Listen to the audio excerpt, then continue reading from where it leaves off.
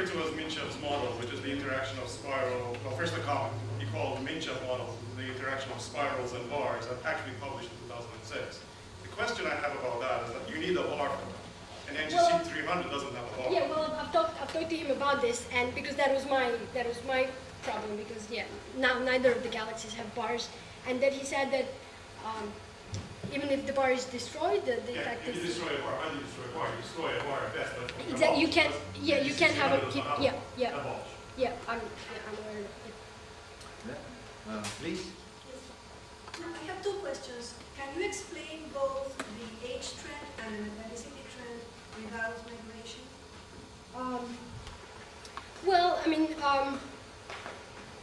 Patricia sees so I'm not sure what exactly the origin of that upturn in ages, but I've talked to some other people who also do simulations and who have seen that in some of their simulations, but haven't thought much about it because they didn't think that it was possible. But I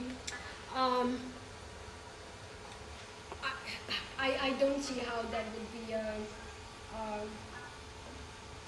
I mean, it's possible that if it is somehow, I mean, if through some external, if it's not radial migration, then it has to be some sort of external mechanism. And so to find the mechanism that will produce such a distinct behavior, I mean, I can't think on the top of my head, and I've thought about this before, but I don't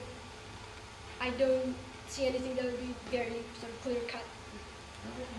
Profile, the light profile, the surface brightness program from surface photometry with the profile that comes from star counts. And do people who work on this field, how do you take into account that the ratio of resolved to unresolved stars might be different in a different wavelength? Resolved to unresolved due to crowding, or? Due to crowding, yes. And then you expect the crowding to start going down. Exactly. So basically, as I've shown in my sort of first slide, so our fields are usually sort of at the level where at the sort of radius where crowding stops to become important. So we suffer from crowding a little bit in the sort of innermost part. So we don't really have, our fields are relatively sparse in the sense that there's no crowding. And then again, another problem with that is in fact that we only detect, for example, a few, say a top few magnitudes of red giant branch. So there's a lot of galactic light that we don't see that comes from the rest of the sort of color magnitude diagram. And then the way, I mean, you can estimate based off of some theoretical color magnitude diagrams, but another way is basically to just simply shift it to match the level, and so that's basically what we did. And so luckily these surface photometry profiles actually reach to about where our fields start, and they overlap in maybe an arc minute or so. About the initialness function of the output disks, is it the same as that of inner disks? I haven't done anything on that, and so from the works that I've read, I couldn't really say anything there about it, but yeah, I haven't. Indeed, what if it is a little different mass end of the function?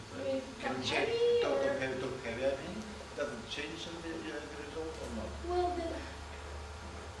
the stars that we observe are very old stars. So